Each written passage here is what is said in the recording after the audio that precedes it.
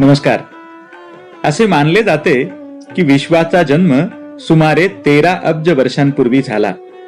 त्यानंतर 8 अब्ज वर्षांनी सूर्याचा जन्म झाला. पृथ्वी त्यानंतर आणि तदनंतर सुमारे 1 अब्ज वर्षांनी म्हणजे 3.5 अब्ज वर्षांपूर्वी जीवसृष्टीचे पहिले आविष्कार प्रकट झाले.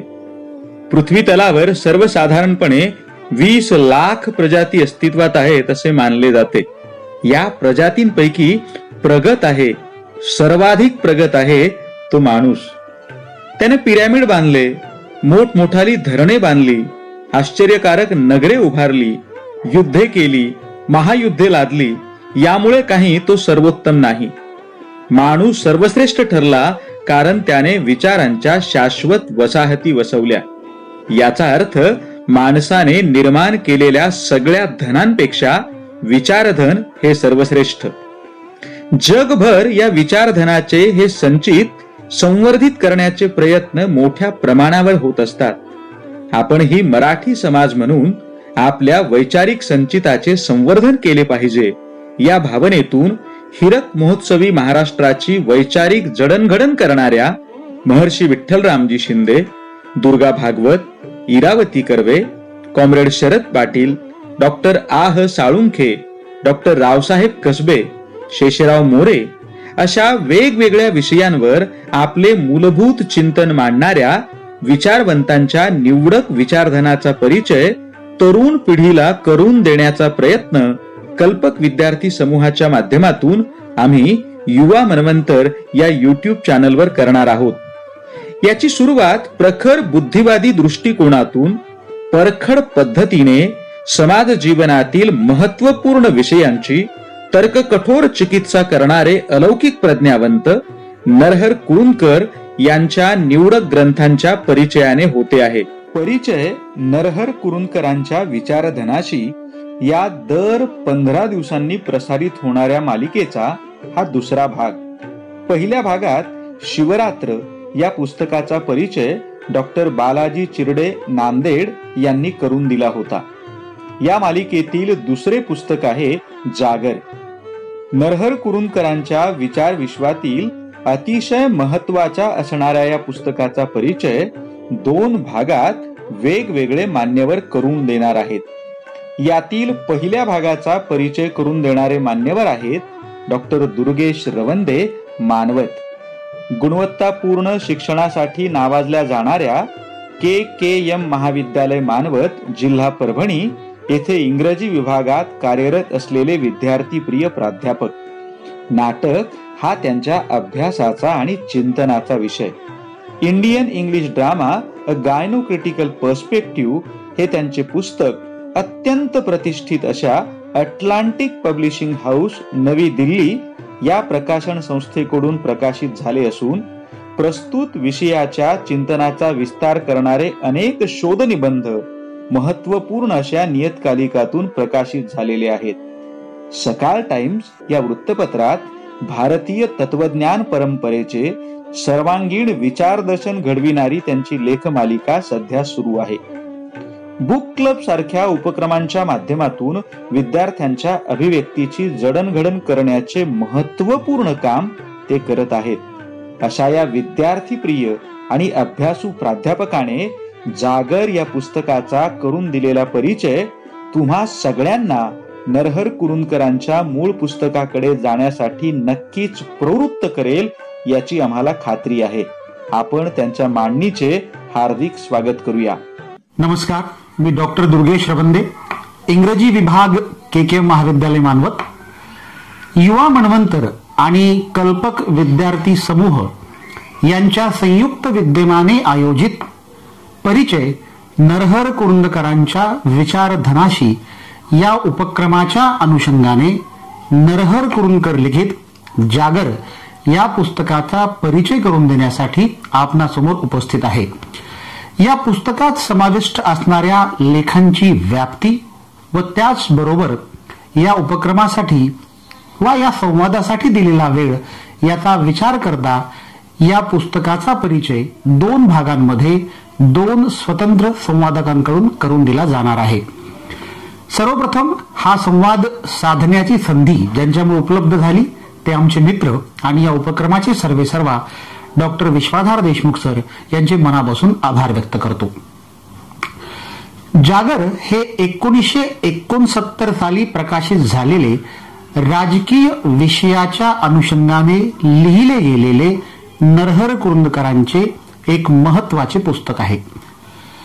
या पुस्तकात आढळणारे समान सूत्र काय याचा विचार आपण जेव्हा करतो तेव्हा असं लक्षात येतं की नरहर कुरुंदकरांच्या या पुस्तकामध्ये जे एक समान सूत्र आपल्याला आढळून येतं ते समान सूत्र हे आहे की अलीकडच्या काळामध्ये राजकीय विषयाच्या अनुषंगाने किंवा राजकीय व्यक्तींविषयी राजकीय घटना आणि प्रसंग या अनुषंगाने गांभीर्याने आणि त्याचबरोबर एक वेगळा दृष्टिकोन ठेवून विचार केला जात नाही आणि हा विचार या पुस्तकात केला गेलेला आहे किंवा एखाद्या राजकीय घटनेकडे अधिक चिकित्सकपणे पाहिलं आहे आणि हे चिकित्सकपणे पाहणं वेगळा दृष्टिकोन ठेवत सत्याचा शोध घेणं हे या पुस्तकाचं मध्यवर्ती सूत्र आहे असं आपल्या लक्षात येतं.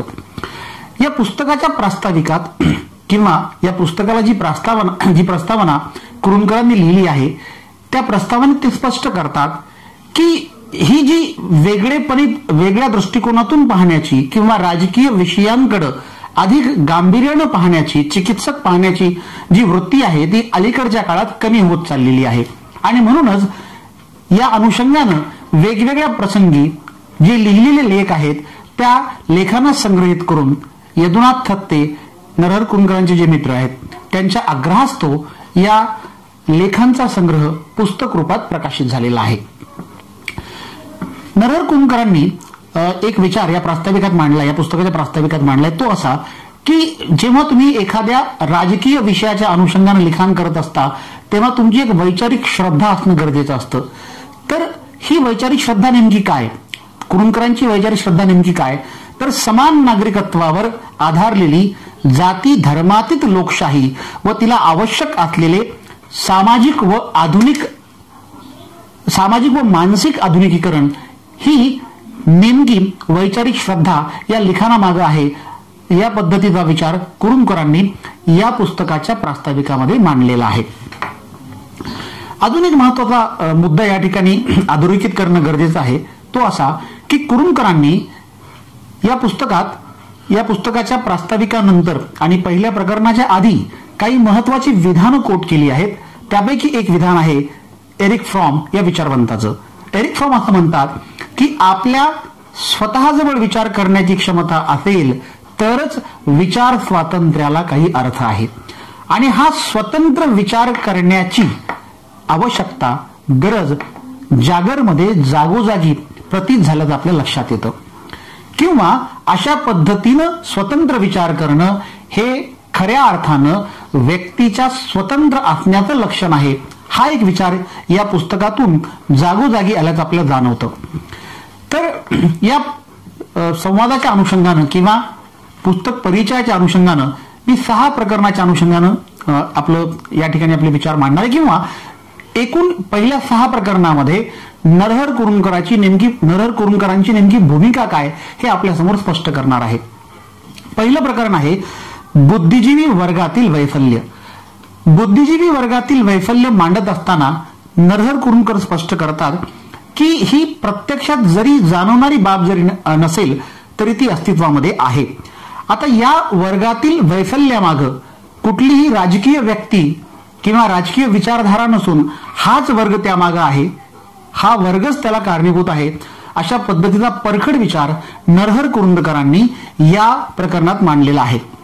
शिक्षण क्षेत्रामध्ये जो काही बरा वाईट बदल घडून आलेला आहे हा बदल राजकीय व्यक्तींमुळे नाही घडलेला तर हा बदल याच वर्गाने वेळोवेळी ज्या चळवळी केल्या त्यातून हा बदल घडून आला आहे असा विचार कुरुंदकर या ठिकाणी मांडतात.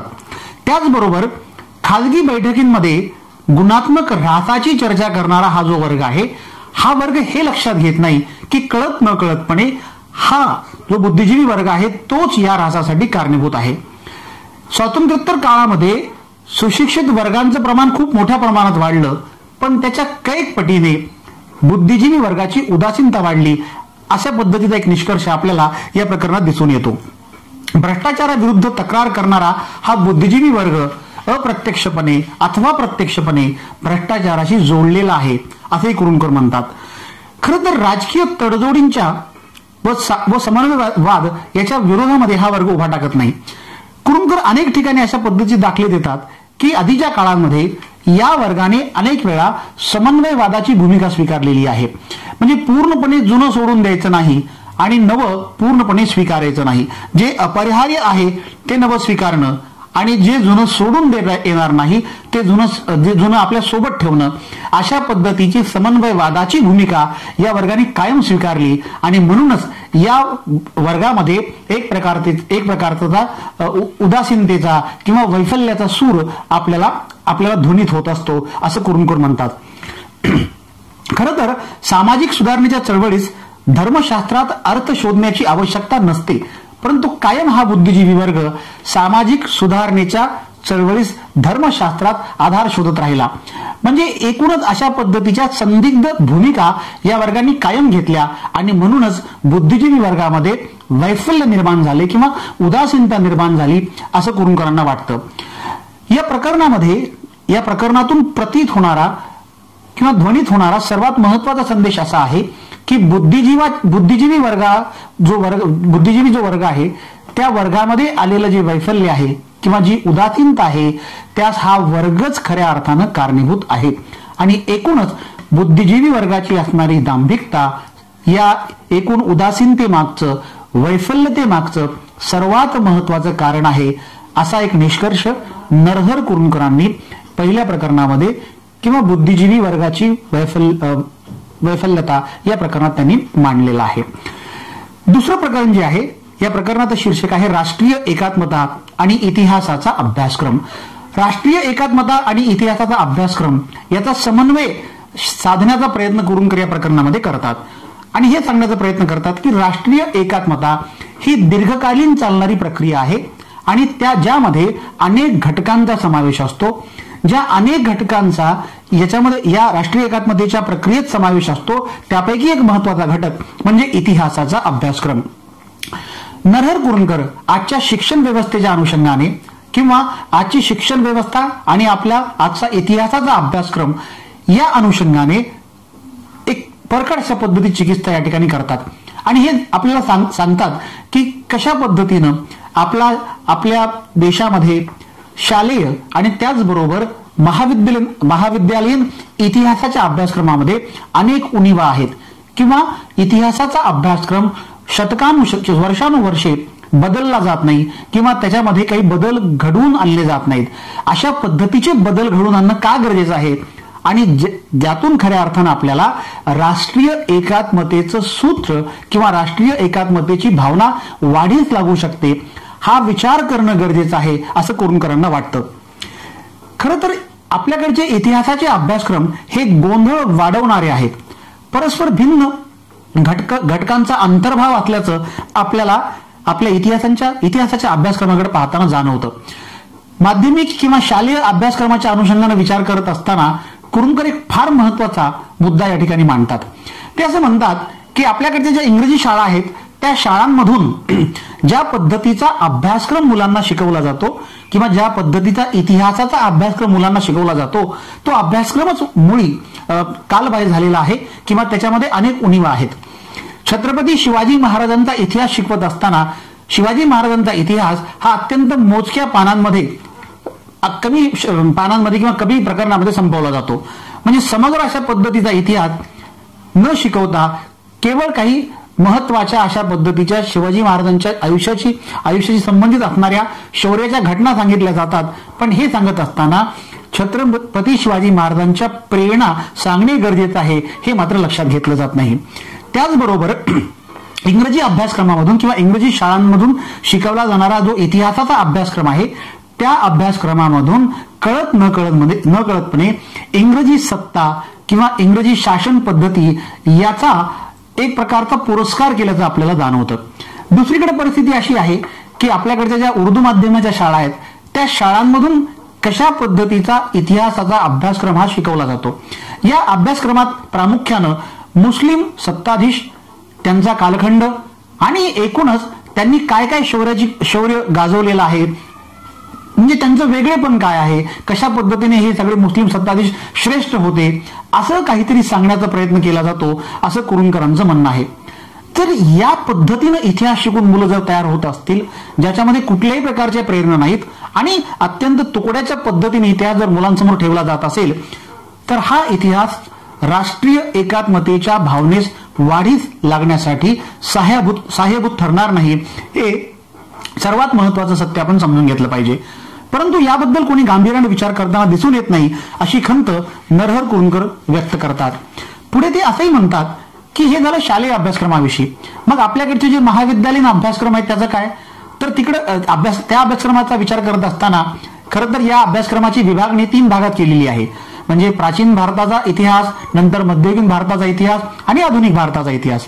कुरूंकरांचं असं म्हणणं आहे की अशा पद्धतीनं इतिहासाला विभाजित करून आपण खरा इतिहास विद्यार्थ्यांपर्यंत पोहोचू शकणार नाहीत आणि मग समग्र पद्धतीनं किंवा समुच्चय एक प्रकारच्या एक कोऑर्डिनेशन किंवा तिन्ही गोष्टी एकत्रितपणे करून एकत्रित पद्धतीने विद्यार्थ्यांपर्यंत इतिहास पोहोचणं ही जी खूप महत्वाची बाब आहे, ही जोपर्यंत विद्यार्थ्यांसाठी केली जाणार नाही तोपर्यंत राष्ट्रीय एकात्मतेचा विचार करणं अशक्य होईल. या अनुषंगाने विचार करत असताना कुरूंकर असं म्हणतात की कुठल्याही राष्ट्रासाठी त्या राष्ट्राचा इतिहास हा खूप महत्वाचा असतो आणि हा इतिहास त्या राष्ट्राची जी लोकशाही आहे त्या लोकशाहीत पूरक असणं गरजेचं आहे. परंतु अलीकडच्या काळामध्ये ज्या पद्धतीचा इतिहास शालेय विद्यार्थ्यांना किंवा महाविद्यालयीन विद्यार्थ्यांना शिकवला जातो, त्या इतिहासातून ही भावना अधिक व्यवस्थितपणे विद्यार्थ्यांपर्यंत पोहोचत नाही. म्हणून कालबाह्य असलेल्या आणि कमी अधिक प्रमाणामध्ये त्या गोष्टी सांगणारा हा जो इतिहासाचा अभ्यासक्रम आहे, हा अभ्यासक्रम बदलला पाहिजे आणि हा अभ्यासक्रम बदलला गेला तरच आपल्याला राष्ट्रीय एकात्मता किंवा भारतीय लोकशाहीची म्हणून असणारी जी काही श्रेष्ठ मूल्य आहेत ती मूल्य आपल्याला विद्यार्थ्यांपर्यंत चांगल्या पद्धतीने पोहोचवता येतील आणि त्यांच्यामध्ये राष्ट्रीय एकात्मतेची, सामाजिक न्यायाची किंवा अशा पद्धतीच्या ज्या महत्वाच्या संकल्पना आहेत ती भावना त्यांच्या मनामध्ये आपल्याला रुजवता येईल. असा एक वेगळ्या पद्धतीचा काळाच्या पुढचा विचार आणि अत्यंत परखडपणे मांडलेला विचार आपल्याला या प्रकरणामधून आलेला दिसून येतो. यानंतरचं जे पुढचं प्रकरण आहे, या प्रकरणाचं शीर्षक आहे समाजवादी शक्तींची पिछेहाट. या प्रकरणामध्ये नरहर कुरूंकर भारतामध्ये समाजवादी शक्तींची पिछेहाट का झाली या अनुषंगानं एक वेगळा विचार करताना दिसून येतात. कुरूंकर असं म्हणतात की समाजवादी शक्तीची पिछेहाट होण्यामागची जी कारणे आहेत ती कारणे आणि हिंदुत्ववादी शक्तींची पिछेहाट होण्यामागची कारणे यामध्ये कुठल्याही प्रकारचा फरक नाही. या दोन्ही मागची कारणे समानच किंवा सारखीच आहेत असा एक विचार कुरूंकरांनी या प्रकरणात मांडलेला आहे. त्यानंतर ते असं म्हणतात की प्रचलितपणे असं म्हटलं जातं की समाजवादी शक्तींनी कुठल्याही प्रकारच्या लढ्यामध्ये, स्वातंत्र्याशी संबंधित असणाऱ्या लढ्यामध्ये सहभाग नोंदवला नाही आणि हा सहभाग न नोंदवल्यामुळं आपल्या देशामध्ये समाजवादी शक्तींची पिछेहाट झाली आहे. परंतु कुरूंकरांना हे मान्य नाही. कुरूंकर असं म्हणतात की असं जर असलं असतं तर आपल्या देशामध्ये असणारे जे छोटे पक्ष आहेत किंवा छोटी गट आहेत या गटांचं अस्तित्व कधीच संपून गेलं असतं. परंतु असं न होता या गटांचं किंवा या पक्षांचं स्वतःच अशा पद्धतीचं एक अस्तित्व तयार झालेलं आहे आणि त्यांची स्वतःची एक वोट बँक तयार झाली असं आपल्या लक्षात येतं. मग समाजवादी शक्तींच्या पिछेहाटीमागची कारणं काय आहेत, कुठल्या कारणास्तव या शक्ती अलीकडच्या काळामध्ये मोठ्या प्रमाणात त्यांची पिछेहाट होताना आपल्याला दिसून येते याचा विचार त्यांनी केलेला आहे. त्या मागच्या कारणांचा शोध घेताना कुरूंकरांना असं वाटतं की या शक्तींनी किंवा या गटांनी ज्या प्रकारच्या लोकांना विश्वासात घेणं गरजेचं होतं ते त्यांना घेता आलं नाही. या देशामध्ये खूप मोठ्या प्रमाणात असणारा जो दरिद्री वर्ग आहे किंवा ज्यांचं आर्थिक उत्पन्न फारच कमी आहे, या वर्गाला आपलेच करण्यामध्ये समाजवादी शक्ती मोठ्या प्रमाणामध्ये यशस्वी झाल्या नाहीत आणि त्या होणं गरजेचं होतं असं कुरूंकरांना वाटतं. दुसरा एक महत्वाचा मुद्दा कुरूंकर मांडतात तो असा आहे की खरं तर धर्म ही व्रतप्राय होणारी बाब आहे आणि धर्माशी असणारा जो लढा आहे किंवा धर्माशी असणारा जो संघर्ष आहे हा संघर्ष सातत्यानं चालू ठेवणं गरजेचं आहे. परंतु दुर्दैवानं समाजवादी शक्तींना हा संघर्ष सातत्यानं चालू ठेवता आला नाही आणि म्हणूनच असं जाणवतं आपल्याला की आपल्या देशामध्ये समाजवादी शक्तींची मोठ्या प्रमाणामध्ये पिछेहाट झालेली आहे. स्वतःला समाजवादी म्हणून घेत असताना सुद्धा कुरुंकर परखडपणे समाजवादी शक्ती किंवा समाजवादी पक्ष, त्यांची विचारधारा आणि एकूणच त्यांची आजच्या घडीला आपल्या देशात असणारी परिस्थिती याचा विचार करतात किंवा या अनुषंगाने आपलं मत मांडतात. यानंतरचं प्रकरण आहे मार्क्सवाद, तत्व आणि व्यवहार. खरं तर मार्क्सवादाच्या अनुषंगानं बरंचसं लिहिलं गेलेलं आहे, खूप काही बोललं गेलंय. अलीकडच्या काळात तर असंही म्हटलं जातं की मार्क्सवाद हा कालबाह्य झालाय, म्हणजे तो आता इररिलेव्हंट आहे किंवा मार्क्सवाद हा कुठल्या स्थितीमध्ये आता प्रासंगिक नाही असंही सांगण्यात येतं.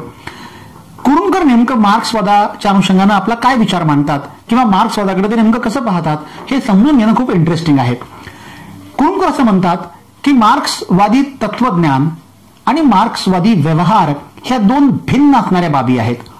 खरं तर ज्या राष्ट्रांमध्ये मार्क्सवाद उदयाला आला त्या राष्ट्रांमध्ये मार्क्सवादी क्रांती घडून नाही आली.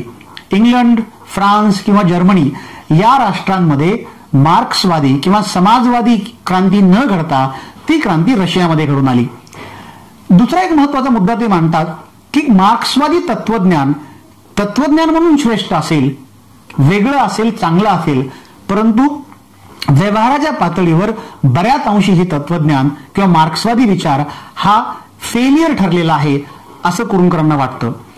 कुरुंकर असंही म्हणतात की मार्क्सवादी तत्वज्ञान किंवा मार्क्सचा विचार हा श्रेष्ठ जरी मानला किंवा मार्क्स ज्या पद्धतीनं समाजाकडं, सामाजिक समतेच्या न्यायाकडे पाहतो हे जरी आपण अधिक आपल्यासाठी स्वीकारार्ह जरी मानलं, परंतु एक गोष्ट जी आपल्याला जाणवते ती अशी की मार्क्सवादातून प्रतीत होणारं अर्थशास्त्रीय तत्वज्ञान किंवा जो अर्थशास्त्रीय विचार आहे तो मात्र व्यवहार असणारा नाही. आणि त्यामागची जी अव्यवहार्यता आहे ती अव्यवहार्यता कुरुंकरांनी या प्रकरणामधून मांडलेली आहे. आणि कदाचित हे जे अव्यवहार्य असणं आहे हेच मार्क्सवादाच्या अपयशामागचं महत्वाचं कारण असू शकतं असं कुरुंकरांचं म्हणणं आहे. रशियात काय झालं हे आपल्या सर्वांना ज्ञात आहे की रशियामध्ये ज्या पद्धतीची क्रांती घडून आली आणि त्या क्रांतीतून रशियामध्ये समाजवादी हुकुमशाही निर्माण झाली. रशियामध्ये समाजवादी हुकुमशाही निर्माण होणं हेच मार्क्सवादी तत्वज्ञानाचं सर्वात मोठं अपयश आहे असं कुरुंकरांना वाटतं. एकूणच मार्क्सवाद, तत्व आणि व्यवहार या प्रकरणामध्ये नरहर कुरुंकर मार्क्सवादी तत्वज्ञान आणि मार्क्सवादी व्यवहार या दोन्हीतला फरक आपल्या समोर मांडतात आणि हे सांगण्याचा प्रयत्न करतात की तत्वज्ञानाच्या पातळीवर मार्क्सवाद हा श्रेष्ठ जरी मानला किंवा मार्क्सवाद हा श्रेष्ठ आहे हे आपण स्वीकारलं तरी सुद्धा व्यवहाराच्या पातळीवर मार्क्सवाद हा स्वीकारण्यायोग्य नाही किंवा त्यातली व्यवहारता मुळात कमीच आहे अशा पद्धतीचा विचार या प्रकरणातून व्यक्त झाल्याचं आपल्या लक्षात येतं. आणि व्यवहार्यता कमी असणं हेच कदाचित मार्क्सवादाच्या अपयशामागचं कारण असू शकतं असं कुरुंकरांचं म्हणणं आहे. यानंतरचं जे प्रकरण आहे ते आहे विकेंद्रीकरण, एक दृष्टिकोन. हे प्रकरण खरं तर या अर्थानं महत्वाचं आहे की कुरुंकरांनी केंद्रीकरण आणि विकेंद्रीकरण या दोन व्यवस्थेच्या अनुषंगानं मूलगामी अशा पद्धतीचं विवेचन केलेलं आहे. मूलगामी अशा पद्धतीचा विचार या ठिकाणी मांडलेला आहे. केंद्रीकरणाचे धोके सांगितले गेले. त्यातला पहिला धोका होता आणि अनियंत्रित भांडवलशाहीची शक्यता. दुसरा धोका होता शहरांचा अनियंत्रित अशा पद्धतीचा विस्तार आणि तिसरा स्थानिक गरजांकडे दुर्लक्ष. या पद्धतीचे धोके केंद्रीकरण व्यवस्थेमध्ये होते आणि त्यातूनच विकेंद्रीकरणाची व्यवस्था जन्माला आली. आता खरं तर विचार स्वातंत्र्याचा संकोच हे विकेंद्रीकरण व्यवस्थेतून जन्माला आलेले खरे रूप असताना सुद्धा आपल्याकडं विकेंद्रीकरणाची व्यवस्था ही श्रेष्ठ अशा स्वरूपाची व्यवस्था मानली गेली आणि ही व्यवस्था अनेक पातळ्यांवर स्वीकारण्यासाठी आग्रह केला गेला. त्यातूनच नंतरच्या काळामध्ये पंचायत राज व्यवस्था आपल्याकडे अस्तित्वात आली आणि त्यातून मग पंचायत, जिल्हा परिषदा, पंचायत समिती, ग्रामपंचायत अशा स्तरांवर अधिकारांचं विकेंद्रीकरण झालं आणि तिथं सुद्धा छोटी मोठी सत्ता केंद्र सुरू झाली. अशा पद्धतीनं विकेंद्रीकरणाची व्यवस्था अस्तित्वात येणं हा केवळ काही मोजक्या लोकांचा विचार होता किंवा ते त्यांच्यासाठी आदर्शवत स्वरूपाची व्यवस्था होती असं नाही, तर रुसो असेल किंवा रस्किन, टॉलस्टॉय यासारख्या जगप्रसिद्ध विचारवंतांनी सुद्धा या स्वरूपाच्या व्यवस्थेचा पुरस्कार केला आहे. आपल्याकडच्या गांधीवाद्यांनी तर स्वप्नाळू पद्धतीनं विकेंद्रीकरणाची व्यवस्था जी आहे तिला आदर्श प्रकारची व्यवस्था असं सांगितलेलं आहे. परंतु हे तितकंसं स्वीकारार्ह नाही. यातले सुद्धा काही धोके आहेत असं कुरूंकरांना वाटतं. म्हणजे केंद्रीकरण व्यवस्थेकडून विकेंद्रीकरण व्यवस्थेकडे आपला झालेला जो प्रवास आहे हा प्रवास काही अंशी योग्य जरी असला तरी काही बाबतीमध्ये यात असणाऱ्या नेमक्या कमकुवत बाजू आहेत त्याचाही आपण विचार केला पाहिजे. कुरूंकरांना असं वाटतं की विकेंद्रीकरणाच्या व्यवस्थेमुळं छोट्या मोठ्या प्रमाणामध्ये अनेक सत्ता केंद्र आपल्याकडे तयार झाली आणि काही विशिष्ट अशा प्रकारच्या लोकांना आपल्या समाज व्यवस्थेमध्ये किंवा आपली जी एकूण असणारी जी राजकीय व्यवस्था आहे त्या व्यवस्थेमध्ये त्यांना महत्वाचं स्थान प्राप्त झालं. अशा पद्धतीनं छोटे छोटे सत्तेचे गट तयार होणं हे विकेंद्रीकरणाचं अपयश आहे असाही एक विचार कुरूंकरांनी या ठिकाणी मांडलेला आहे. एकूणच काय की नवीन सत्ता केंद्र तयार होणं, जुन्या सत्ता केंद्रांच्या ऐवजी नव्या सत्ता केंद्रांची निर्मिती होणं आणि सत्ता केंद्रांची संख्या वाढणं हा एकूण विकेंद्रीकरणाच्या व्यवस्थेतून आपल्या समोर आलेला एक अत्यंत महत्वाचा अशा पद्धतीचा नकारार्थी एक दृष्टिकोन आहे आणि हा नकारार्थी दृष्टिकोन कुरूंकरांनी या माध्यमातून मांडल्याचं आपल्याला दिसून येतं. खरं तर दोन्ही पद्धतीच्या व्यवस्थेच्या स्वतःच्या म्हणून काही मर्यादा आहेत. या मर्यादांचा आपण विचार केला पाहिजे आणि या अनुषंगानं कुठली व्यवस्था भारतासारख्या लोकशाही प्रधान आणि मोठ्या लोकसंख्येनं आणि विस्तारानं मोठ्या असणाऱ्या आणि त्याचबरोबर डायव्हर्सिटी किंवा वैविध्यता असणाऱ्या राष्ट्रासाठी अनुकूल आहे याचा व्यावहारिक विचार होऊन ती व्यवस्था स्वीकारणं गरजेचं आहे असं कुरूंकरांना वाटतं. अशा पद्धतीनं एकूणच कुरूंकरांचा म्हणून असणारा जो राजकीय दृष्टिकोन आहे किंवा त्यांची जी वैचारिकता आहे त्याचा अगदी व्यवस्थितपणे मागोवा घेणारं हे खूप महत्वाचं प्रकरण या पुस्तकात समाविष्ट झालेलं आहे. या ठिकाणी या पुस्तकात समाविष्ट असणारा पहिला विभाग संपतो. एकूण 3 विभाग या पुस्तकामध्ये आहेत. या 3 विभागांमध्ये एकूण 10 प्रकरणं आहेत. त्यातली पहिली 5 प्रकरणं पहिल्या विभागामध्ये, त्यानंतरच्या दुसऱ्या विभागात 2 प्रकरणं आणि शेवटच्या विभागात 3 प्रकरणं. तर दुसऱ्या विभागातलं पहिलं प्रकरण जे आहे त्याचं शीर्षक आहे महात्मा गांधी काही चिंतन. महात्मा गांधी हा नरहर कुरूंकरांच्या आस्थेचा विषय राहिला आहे आणि म्हणूनच गांधींबद्दलची आस्था, गांधी विचाराची अपरिहार्यता या सगळ्या बाबीचा अंतर्भाव आपल्याला गांधींच्या अनुषंगानं चिंतन करत असताना किंवा कुरूंकरांचं चिंतन समजून घेत असताना आपल्या लक्षात येतं. गांधींच्या अनुषंगाने विचार करताना ते असं म्हणतात की गांधींचा आवाका हा मानवजातीस व्यापणारा आहे. विज्ञानाच्या सामर्थ्यापेक्षाही विध्वंसाचे वाढत चाललेले सामर्थ्य भयावह आहे आणि अशा भयावह परिस्थितीमध्ये महात्मा गांधींचं आपल्या सोबत असणं हे आश्वासक आहे असं कुरूंकरांना वाटतं. गांधींकडे कुरूंकर नेमक्या 2 दृष्टिकोनातून पाहतात. पहिला जो दृष्टिकोन आहे तो गांधींच्या धार्मिक धारणा. ते असं म्हणतात की इतर राजकीय नेत्यांपेक्षा महात्मा गांधींच्या धार्मिक धारणा ह्या वेगळ्या पद्धतीच्या होत्या. गांधींची धार्मिक धारणा नेमकी कशा स्वरूपाची होती हे सांगत असताना ते असं म्हणतात की गांधींनी आपल्या अनुयायांना धर्म निर्माण करण्याची मुभा दिली नाही आणि त्याचबरोबर त्यांनी कुठल्याही धर्मात अंतर्भूत असलेल्या चालीरीतींना धर्माचा भाग मानले नाही. हे खूप महत्वाचं तत्व किंवा हा खूप महत्वाचा विचार आपल्याला गांधींच्या धार्मिक धारणेमध्ये सापडतो किंवा तो आपल्या लक्षात येतो.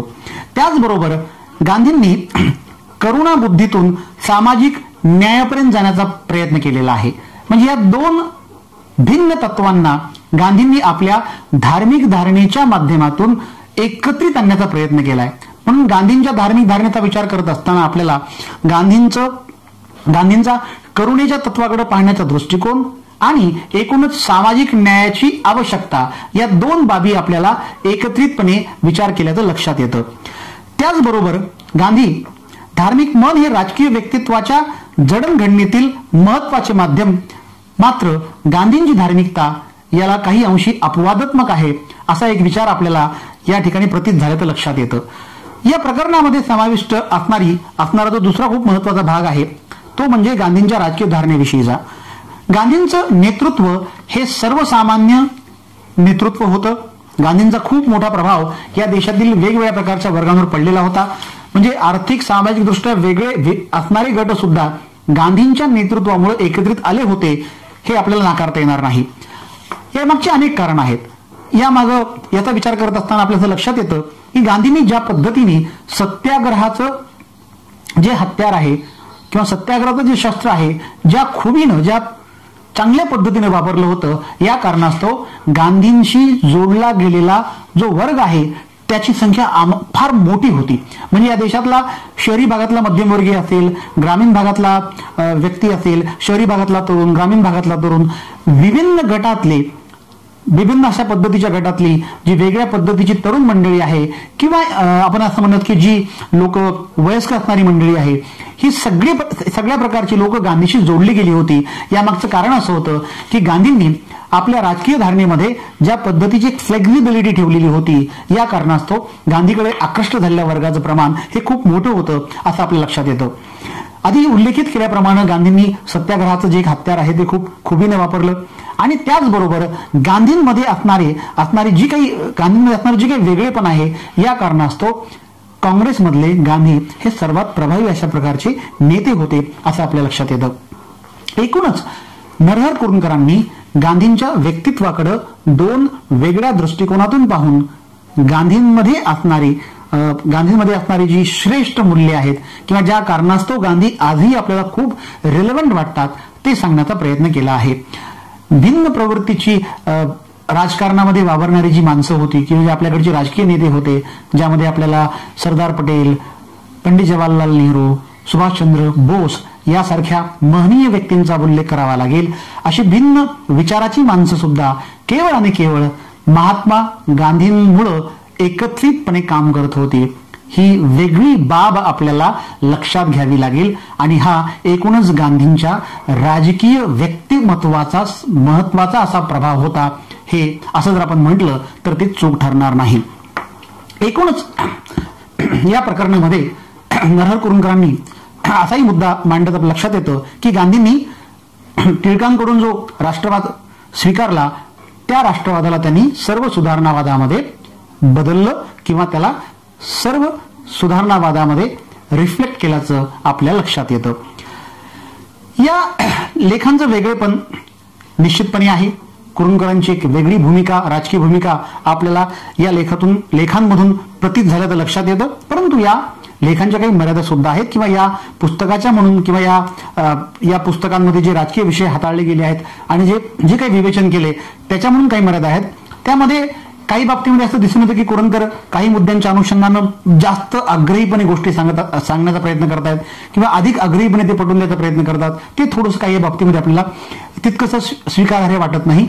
आणि दुसरा एक महत्वाचा मुद्दा असा आहे की काही मुद्द्यांचा ते उल्लेख करतात. उदाहरणामध्ये समाजवादी शक्तींची पिछाड काय झाली हे सांगत असताना एक दोन मुद्दे ते सांगतात आणि तो मुद्दा तसाच ओपन एंडेड राहून जातो. अशा काही मोजक्या मर्यादा जर सोडल्या तर निश्चितपणे एकूणच राजकीय विषयांकडे पाहणारं, वेगळ्या पद्धतीनं पाहणारं, वेगळं विवेचन मांडणारं हे पुस्तक आहे असं आपल्याला म्हणता येईल.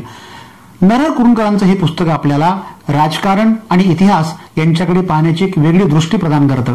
खरं तर आजच्या या परिस्थितीमध्ये एकूण वेगळ्या पद्धतीच्या राजकीय भूमिका, राजकीय प्रसंग, राजकीय व्यक्तींची विधानं या सगळ्यांकडे पाहताना आजची जी युवा पिढी आहे त्यांच्यासमोर अनेक संभ्रम निर्माण होत असतात. कुठल्या पद्धतीची भूमिका योग्य आहे, कुठली अयोग्य आहे, काय सत्य आहे, काय असत्य आहे, अशा अनेक पद्धतीचे विचार त्यांच्या मनामध्ये असतात. आणि मग काय सत्य आहे, आपण काय स्वीकारलं पाहिजे, कसा विचार केला पाहिजे हे त्यांना कोणीतरी सांगणं गरजेचं आहे. मला असं वाटतं की त्याची पूर्तता नरहर कुरुंदकरांचं जागर हे पुस्तक करतं आणि म्हणून एकूणच राजकीय प्रश्नांकडे पाहण्याची वेगळी दृष्टी असणारं कुरुंदकरांचं हे पुस्तक तरुणांनी आवर्जून वाचावं असंच आहे. विचार स्वातंत्र्य हे खूप महत्वाचं आहे.